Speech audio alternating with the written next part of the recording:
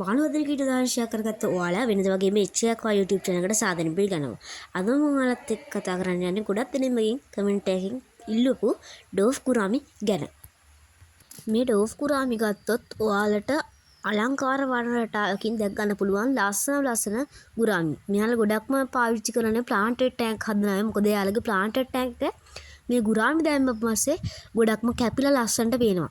ඉතින් ඒක නිසා මේ ඩර්ෆ් ගුරාමි කියන මාළු జాතිය හැම ඇක්වේරියම් ෂොප් එකකම සමහරක් වෙලාවට දකින්න හම්බ වෙන්නේ නැහැ.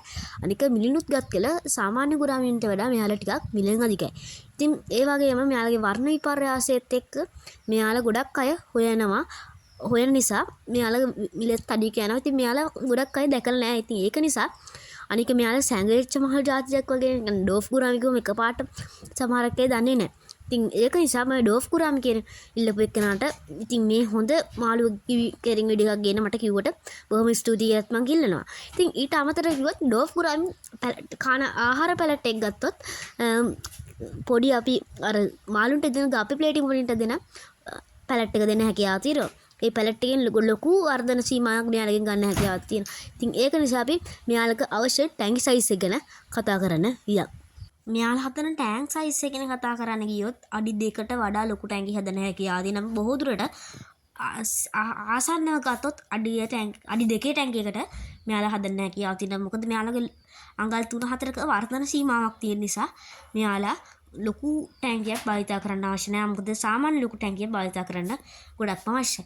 ඉතින් මෙයාලගේ ආයු කාලය ගත්තොත් අවුරුදු 4-5ක් වගේ ආයු කාලයක් තියෙන තාමත් පොඩි මාළු జాතියක්. මොකද පොඩි මාළු හදන අයගේ හොඳ මාළු జాතියක් හදන්න ලේසි අමාරුවක් නැති ලේසි මාළු జాතියක් මේ ඩෝෆ් කුරාමි කියන්නේ. ඉතින් මේ ගුරාමි වර්ග පවුලේ ඉන්න තවත් සමාජිකයෙක් තමයි මේ ඩෝෆ් කුරාමි කියන්නේ. ඉතින් මේ ගුරාමි පවුලේ තව ගොඩක්ම ගුරාමි වර්ග ඉන්නවා. මේ අතරින් ඔයාලා මම ගුරාමි වර්ග ගැන සිංහලෙන් කියලා වීඩියෝ එකකුත් මම ගෙනාවා. ඒක බැලුවේ නැත්නම් අනිවාර්යෙන් ගිහිල්ලා බලන්න.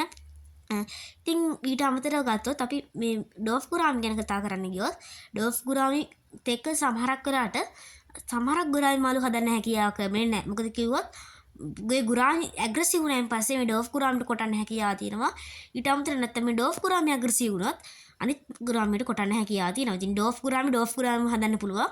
අනික පර්ල් ගුරාමි එතකොට බ්ලූ ගුරාමි වගේ මාළු ಜಾති දෙක හදන්න හැකියාවක් නැහැ. ඉතින් ඒත් එක්කම මම ඩෝෆ් කුරාමි මාළුත් එක්ක එකට හදන්න පුළුවන් මාළු ಜಾති ගැන කතා කරන්න ගියොත් මම නම් ගෝල් ෆිෂ්ලත් එක්කත් හදලා තියෙනවා මේ ඩෝෆ් කුරාමි කියන මාළු జాතිය. මගේ ඩෝෆ් කුරාමි තුවාල වෙලා ගෝල් ෆිෂ්ලත් එක්ක දැම්මන් පස්සේ ඩෝෆ් කුරාමි ඇග්‍රෙසිව් නම් උන්නේ නැහැ. මොකද කිව්වොත් එයා තුවාල වෙලා නිසා එයාලා දැන් ටික දවසක් මම ගෝල් ෆිෂ්ලත් එක්කම තියෙනවා. එතකොට ප්‍රශ්නයක් නැතුව හදන්න හැකියාව තියෙනවා. මොකද කිව්වොත් ඊට අමතරව ආට මෙයාත් එක්ක හදන්න පුළුවන් මාළු జాතියක් තියත්තොත් ගාප්පි ප්ලේටි මොලි වගේ ඕන මාළු జాතියක් හදන්න පුළුවන්. ටෙඩ්රෝ జాති හදන්න පුළුවන්. හැබැයි සමහරක් මාළු මං කියපු සමහරක් මාළුන්ට මෙයාලා ඇග්‍රෙසිව් වෙන්න පුළුවන්. ඉතින් මේ මාළුවලට වෙනස් වෙන දෙයක් මේ ඇග්‍රෙසිව් ගතිය කියන්නේ. නපුරු වෙන්න පුළුවන් නැත්තම් සාමකාමී වෙන්න පුළුවන්. දැන් මගේ ගෝල් ෆිෂ්ලත් එක්කම ඩෝෆ් කුරාමි හදනකොට සමහරක් අය ඩෝෆ් කුරාමිත් එක්ක හදන්න ඩෝෆ් කුරාමි ගෝල් ෆිෂ්ල එකට හදන්න බෑ. මොකද ඩෝෆ් කුරාමි ඇග්‍රෙසිව් වෙලා ගෝල් ෆිෂ්ට කොටලා තුවාල කරන්න පුළුවන්. ඉතින් මේ මාළු జాතිය ගැන කතා කරන්න ගියත් මම කතා කරන විදිහට ඉතින් දැන් ඔයාලට ඩෝෆ් කුරාමි ගැන පැහැදිලිකමක් ඇති කියලා මම හිතනවා. ඉතින් ඔන්න එහෙනම් අපි වීඩියෝ එකේ අවසානට එනවා. ඉතින් අපේ channel එක හොඳයි නම් subscribe කරලා තියාගන්න. ඉතින් මම ආයෙත් කියනවා අපේ YouTube channel එකට කමෙන්ට් කරන්න. මොකද කමෙන්ට් කරලා තිබුණා කීප දෙනෙක් එයාලටත් බොහොම ස්තුතියි. මොකද ඔයාලා වෙනුවෙන් අනිත් අයටත් මේ වීඩියෝස් බලන්න හැකියාව ලැබෙනවා. ඉතින් අපේ channel එකත් එක්ක දිගටම ඇදලා ඉන්න ඔයාලට තව අවශ්‍ය වීඩියෝස් තියෙනවා. පාලින් කමෙන්ට් කරගෙන යන්න. එහෙනම් ඉතින් ඔයාලට සුබ දවසක්.